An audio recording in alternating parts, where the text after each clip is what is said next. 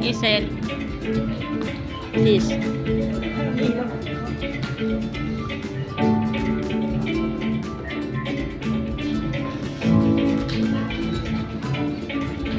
Sis.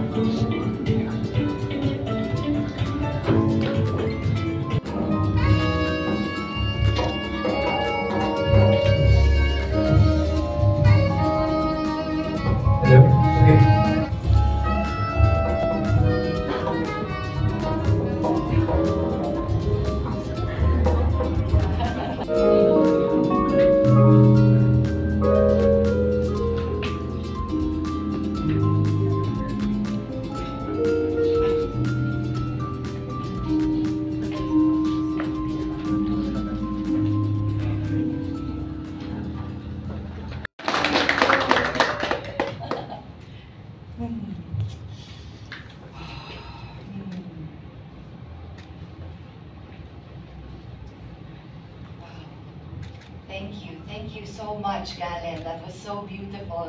I love how you shared that. You understand what it's like to grow up in a household where women are really empowered and strong individuals. So thank you for sharing that energy with us. Thank you. This is a very special event, and I am super duper excited to be here because this special event, matagal na namin tong pinag-iisipan gawin with Grab. Sabi namin, gusto namin gumawa ng isang event, isang experience, kung saan mapaparamdam namin sa inyo, sa ating community of female drivers. Tama po ba, lahat tayo ay female Grab drivers? Yes. Tama, okay. And then, para maintindihan natin yung importance of community and supporting one another, especially pag may mga moments na feeling natin pa tayong mag-isa. Diba? Dumadating naman talaga yung mga punto na yon sa ating buhay, na minsan nararamdaman natin parang the end of the world. Feeling natin parang wala ng pag-asa. Feeling natin para tayong nag-iisa at walang nakakaintindi sa atin. And those moments, they come naturally. Kasi it's part of being human. Kaya saludo ako sa Grab para sa kanilang mga efforts para gumawa ng mga ganitong klaseng events kasi naiintindihan nila yung importance of community support. Dahil nga naman alam natin na hindi madali ang buhay. Adulting is very hard. At ang sinasabi nga nila sa mental health, pag dumadating tayo sa age of 30 to 35 or at least late 20s going into your 30, 35 pataas, ito yung mga panahong sobra tayong stressed kasi hinahanap natin kung sino tayo sa mundo. Hinahanap natin ang ating sarili, hinahanap natin ang ating purpose. Kaya alam ko, naiintindihan ko na hindi madali mabuhay sa mundong ito. Kung kaya't napakaganda ng ginagawa ng Grab na gumagawa ng mga ganitong klaseng events. Para nga naman pag dumating yung mga araw na pakiramdam natin para tayo'y mag-isa, walang nakakaintindi sa atin, etong mga ganitong events, puntahan natin. Kung kunyari, in-invite kayo, and na-feel ninyo na parang pakiramdam ko, magiging maganda yan para sa akin, sundan nyo yung feeling na yun. Sundan ninyo yung mga messages from the universe kung saan pinaparamdam sa'yo na ito yung tamang desisyon kasi it feels right. Kaya important itong gagawin nating practice natin today, ang yoga and meditation. Bago tayo magsimula, gusto ko lang malaman, is it anybody's first time para mag-try ng yoga? Yes. Lahat! Ay, nako! O sige, gagawin natin napakahirap. Joke lang. Alam ko po na yoga is not a very common practice yet. Hindi pa to masyadong kilala, hindi pa masyadong alam ng mga tao, at kaya ako very excited at passionate na ituro ito. Dahil itong yoga, itong exercise na ito, isa ito sa mga nakatulong sa akin para ako ay mag-bloom at mag-grow into my best self. Kasi ang isi-share ko today ay madalas po talaga akong naka-experience ng mental health struggles nung ako ay mas bata pa. Hindi po madali na lumaki sa industriya na, alam mo yon, papanoorin ka ang bawat galaw mo, kikilatasin, papanoorin ka, titignan ka, i-judge ka sa lahat ng ginagawa mo. At yun po ang kinalakihan ko. At ang masasabi ko ay hindi siya madali para sa mental health. Kasi palagi kang nag-iisip na kailangan perfecto ka. Hindi ka pwedeng magkamali. So, ang nangyari noon, para akong nagkaroon ng inner battle. Kasi gusto kong magpakatotoo, pero hindi ko magawa dahil alam kong i-judge ako ng mga tao. So, yun ang naging struggle ko sa mental health. At dahil napagod ako dahil nga mental health struggles can be very draining. Tama? Yes. Anxiety, stress, depression, lahat ng nagpapatong-patong sa ating mga isipan, naiipon yan. At yun ang nagiging dahilan kung bakit minsan nagmumukha tayong stress. Kasi nga, ang dami na nating buhat. Kung kaya itong mga ganitong yoga class, exercise, kahit ano na matutulungan kayo para ma-release yung mga stuck energy, gawin po natin yun. Dahil yun po ang nagpapareduce ng anxiety. Kapag tayo ay nag-exercise, pag tayo kumakain ng tama, kapag tayo ay natutulog ng tama, kapag lahat po ng aspeto ng ating kalusugan ay ating inaalagaan, natural po ay tayo ay magiging masigla. Tayo ay magiging mabuti. Pero ang dahilan bakit tayo hindi nagiging mabuti at hindi tayo at palagi tayong stressed is because hindi natin inaalagaan yung mga sarili natin ng tunay. Lalo na po tayong mga mommies. Sino po sa atin ang mga mommies na dyan? Ayan, ako po, hindi po ako tunay na mommy. Meron lang po akong stepson kasi ang aking partner may anak na siya. So alam ko po kahit papano yung pakiramdam, pero hindi ko po alam yung tunay na pakiramdam ng magluluwal ng bata sa mundong ito. At gusto ko lang sabihin na naiintindihan ko po na hindi madali. Hindi madali ang magpasok ng isa pang kaluluwa sa mundong ito. Kasi kapag nangyari na yon, lagi na natin iisipin, kasali na siya sa ating journey. Hindi na tayo parati na lang nag-iisip para sa sarili natin. Meron na tayong bagong inaalala at iniisip. At yun ang dahilan kung bakit mas lalo pa tayong nasistress. Kasi meron na tayong iniisip na iba pa. Hindi na nga natin naiisip ang ating mga sarili, meron pa tayong kailangang isipin na iba. Kaya nakaka-stress. Kaya gusto kong simulan ang ating session today by saying na naiintindihan ko. Alam ko na hindi madali.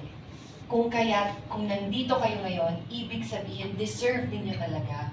Dahil kayo ay talagang, nagtatrabaho, nagsisikap, ginagawa ninyo yung kailangan ninyo gawin para palagi kayong i-continue lang ang ating journey sa ating buhay. At alam kong hindi madali na i-motivate ang ating mga sarili araw-araw. May mga panahon na hindi natin feel. May mga panahon na hindi tayo motivated. Lalo na sa mga panahong depressed tayo at masyado ng stress. Kaya ang pinaka-importanting masishare ko sa inyo today ay lagi po dapat natin unahin ang ating mga sarili. Yun po ang magiging topic natin for this special Mother's Day event, the topic of self-love. So sa inyong mga kababaihan, sa inyong mga nanay dyan, happy Mother's Day. Saludo kami sa inyo. At alam namin na ang ginagawa ninyo ay napaka-noble, napaka-honorable na trabaho dito sa mundo. Kaya maraming salamat. Itong session na ito ay designed para sa inyo. Dahil para sa akin, ang self-love, itong topic na pag-uusapan natin today, sana po nalaman ko to nung ako ay mas bata pa. Tama? Diba? Yung self-love, hindi natin to alam dati. Ngayon lang siya nagiging matunog. Dahil lumalabas na kaya tayo nagkakaroon ng maraming mental health struggles, ay dahil hindi natin alam kung paano mahalin at alagaan ang mga sarili natin ng tama. Kasi kahit na nagsisipilyo tayo, kumakain tayo ng tama, kahit na inaalagaan natin yung physical nating katawan, pero yung nararamdaman natin, hindi natin tinututukan, hindi natin pinapansin, lalabas at lalabas yun. Magiging epekto yon ng ating mental health struggles kapag hindi natin hinayaan yung mga sarili natin naramdamin kung ano yung nararamdaman natin sa loob. Kaya yun yung pinaka-importante na gagawin natin sa ating practice today. Yoga and meditation, itong mga practice na to, sila yung mga practice na ginagawa natin para mas mag-connect pa tayo sa atin. Kasi ang napansin ko, ang isa sa mga problema ng mga tao sa mundo, hindi sila ganun ka-connected sa mga sarili nila. Tayo, parang hindi natin ganun kakilala ang mga sarili natin. Dahil nga, lumaki tayo sa kultura na hindi natin inaalagaan ang mga sarili natin, inuuna natin yung iba. So ang nangyayari is, para lang tayong nagiging robot na inaalagaan yung ibang tao. Tapos yung mga sarili natin, hindi na natin natututukan. Kaya for today, ang message natin ay self-love. Ibig sabihin, kailangan unahin natin ang ating mga sarili. At ito yung message na sana narinig ko at natutunan ko nung ako'y mas bata pa. Sana naturuan ako kung paano talaga dapat mahalin ang ating mga sarili. At yun ay dapat unahin muna natin ang ating mga sarili. Kung ano ang kailangan natin, ibigay muna natin sa atin. Kaya tayo nasistress, kaya tayo napapagod at nauubos, ay dahil bigay tayo ng bigay sa iba. Nang hindi na muna tayo nagbibigay sa ating mga sarili. Kaya, kung nandito kayo ngayon, hayaan ninyong sabihin ko sa inyo na unahin ninyo ang mga sarili ninyo. You are allowed to prioritize yourself and your needs. Because this is the only way na matutulungan mo talaga ng tunay yung mga tao sa paligid mo kapag natulungan mo na muna yung sarili mo. So nung ako ay mas bata, gusto ko lang i-share na hindi ko talaga alam yung konsepto ng self-love at kung ano-anong mga decisions ang nagawa ko. Dahil nga hindi ko alam kung paano mahalin ang sarili ko ng tunay, sige lang ako ng sige, hindi nag-iisip sa mga desisyon na ginawa ko nung ako'y mas bata pa. Ngayon na ako'y nandito na sa edad ng 38, ngayon naiintindihan ko na that self-love is so important. Self-love pala is the foundation. Kapag alam natin kung paano mahalin at respetuhin ang ating mga sarili, mas gagaan ang ating mga buhay. Kasi masaya tayo dahil pinaprioritize natin ang ating mga sarili. So, a good and healthy life is the result of a good and healthy well-being. As long as you are okay on the inside, the outside will follow. But it starts here, within. Kaya yun yung topic natin for today, glowing from within. And the only way that we can really glow inside is when we take care of the wounds in our hearts. That's why, please, don't be afraid to feel your pain. Kung meron man kailangan ramdamin, hayaan natin. Huwag tayong matakot. Kasi yun ang magpapalakas pa sa atin. By allowing yourself to feel what you're truly feeling, and by allowing yourself to be your true, authentic self, this is what it means to heal. Healing means revealing your true self. No longer needing to pretend, no longer needing to put on a mask. Healing is nagpapakatotoo ka sa sarili mo at sa kung ano ang nararamdaman mo. Kaya bilang mga nanay, magpakatotoo tayo. Kung malungkot tayo, ramdamin natin yon. Huwag nating sabihin, okay lang ako, okay lang ako. Kailangan natin i-honor yung mga nararamdaman natin. Kung tayo'y malungkot, maging malungkot. Okay lang. Kung tayo'y masaya, tanggapin rin natin yun at i-celebrate. Pero lagi nating tatandaan, huwag tayong mag-a-attach. kumbaga ang ating mga emosyon, para lang silang nagfa-flow. Hayaan natin ang ating mga emosyon, lalo tayong mga kababaihan, we can be more emotional than men. Tama? Mas emotional tayo, mas nasistress tayo, mas naiirita tayo, mabilis tayong mairita.